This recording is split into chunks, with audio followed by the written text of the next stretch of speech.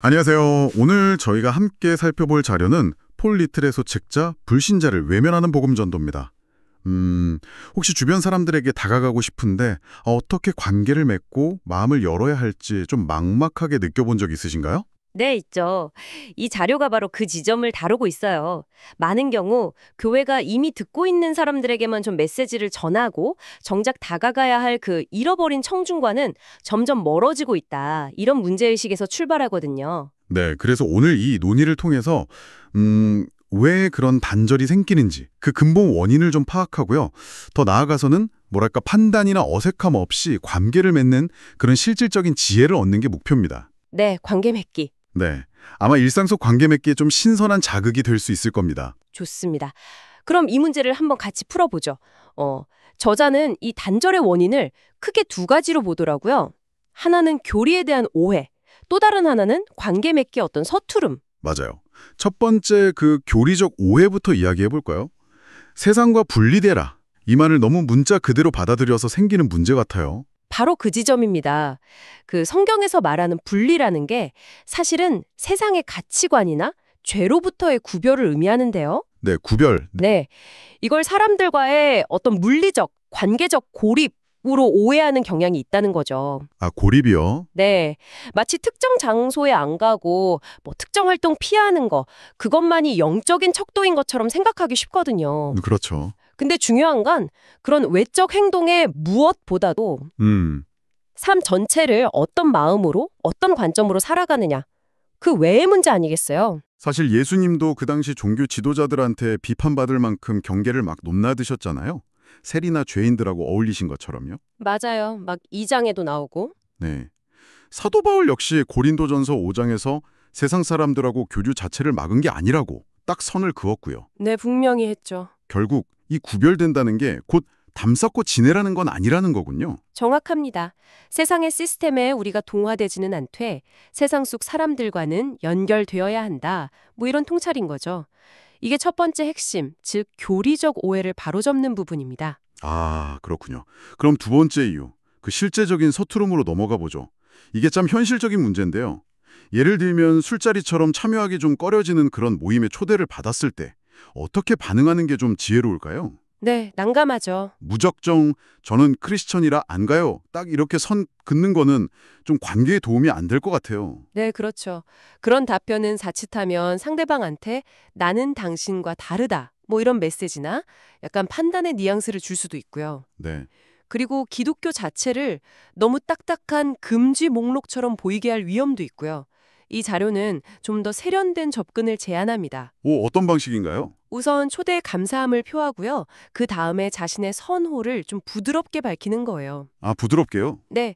예를 들어, 초대해줘서 고마운데 제가 맥주는 별로 안 즐겨서요. 혹시 콜라 한잔하면서 이야기 나누는 건 어때요? 라거나 아니면 그 활동은 제 스타일이 좀 아니네요. 대신 다음에 우리 같이 테니스 치는 건 어때요? 이렇게요. 아하. 뭔가 대안을 제시하면서 관계 자체를 이어가려는 의지를 보여주는 거죠. 아, 관계는 유지하되 지혜롭게 자신의 어떤 경계를 표현하는 거군요. 그럼 대화 중에 혹시 비속어나 좀 불편한 농담 같은 게 오갈 때는요. 어떻게 대처하는 게 좋을까요? 갑자기 정색하거나 막 설교할 수는 없잖아요. 맞아요. 여기서 진짜 최악은 자기 의의를 드러내면서 상대를 비난하는 태도예요. 네, 그건 좀 그렇죠. 오히려 저자는 유머를 활용하거나 좀 가볍게 분위기를 전환하는 방식을 권하더라고요. 예를 들면 뭐 어휘력이 조금 아쉬운데요. 같은 농담 반 진담 반의 멘트. 하하, 네. 핵심은 상대를 공격하지 않으면서도 나는 그 생각에 동의하지 않는다는 메시지를 슬쩍 전달하는 거죠. 아, 공공장소에서 식사 기도하는 문제도 좀 비슷한 맥락이겠네요. 네, 그렇죠. 자신의 신앙 표현이 다른 사람에게 불편함이나 어떤 위압감을 주지 않도록 배려하는 게 중요해요. 눈을 뜨고 조용히 마음으로 감사한다거나 아니면 같이 있는 사람들한테 제가 잠깐 기도해도 괜찮을까요? 이렇게 양해를 구하는 방법도 있고요. 상황에 맞는 지혜가 필요한 거죠. 결국 이 모든 상황에서 중요한 건 기독교 신앙이라는 게 단순히 해서는 안 될 일들의 목록이 아니라 그리스도와의 살아있는 관계에서 비롯되는 삶의 태도라는 걸 자연스럽게 보여주는 거겠네요. 네, 바로 그거죠. 그러려면 비신자 친구들하고 같이 즐길 수 있는 공통의 관심사, 예를 들어 뭐 음악이나 스포츠, 봉사활동 같은 거요. 이런 걸 통해서 먼저 이 사람도 그냥 평범하고 괜찮은 사람이구나, 이런 공감대를 형성하는 게 중요하겠고요. 그렇습니다. 그렇게 관계에 물꼬가 튀었을 때 그럼 어떻게 좀 더 깊은 이야기로 나아갈 수 있을까? 이런 고민도 자연스럽게 따라오죠. 여기서 흥미로운 점은요. 억지로 막 영적인 대화를 시도하기보다는 자연스러운 기회를 포착하고 상대 반응을 살피는 그런 무심결의 접근을 강조한다는 거예요. 무심결의 접근이요? 예를 들면 어떤 식일까요? 좀 궁금한데요. 가령 요즘 사회 문제에 대해 이야기하다가 슬쩍 요즘 세상에서 가장 근본적인 문제가 뭐라고 생각하세요? 이렇게 물어본다거나 아니면 조금 더 직접적으로는 혹시 예수님에 대해서는 어떻게 생각하세요? 뭐 이렇게 물어볼 수도 있겠죠. 중요한 건 질문을 던진 후에 상대방 반응을 주의 깊게 살피는 거예요. 반응을 살피는 거? 네. 만약에 관심 없어 보이면 미련 없이 그냥 다른 주제로 넘어가면 되고요.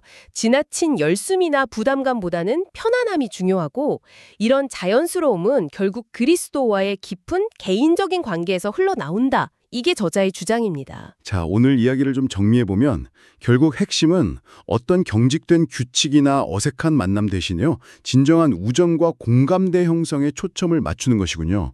기독교 신앙을 금지 목록이 아닌 살아있는 관계로 제시하는 것. 네. 그렇다면 이 모든 것이 우리에게 시사하는 바는 뭘까요? 우리는 마치 대사와 같아서요. 메시지를 전할 청중이 반드시 필요해요.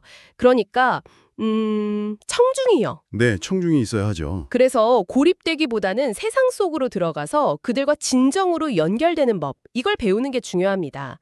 정보를 일방적으로 전달하는 게 아니라 관계 속에서 삶으로 보여주는 것. 네, 이게 핵심입니다. 삶으로 보여주는 것. 마지막으로 한번 생각해볼 질문 하나를 남기면서 마무리하고 싶은데요. 네, 어떤 질문일까요? 만약에 공감과 관계 맺음이 이토록 중요하다면 이번 주에 어떤 거창한 목표 없이요. 그냥 나와 다른 배경을 가진 누군가와 순수하게 인간적으로 연결되기 위해서 시도해볼 수 있는 작은 행동 아니면 관심 표현은 뭐가 있을까? 한 번쯤 생각해 보시면 좋겠습니다.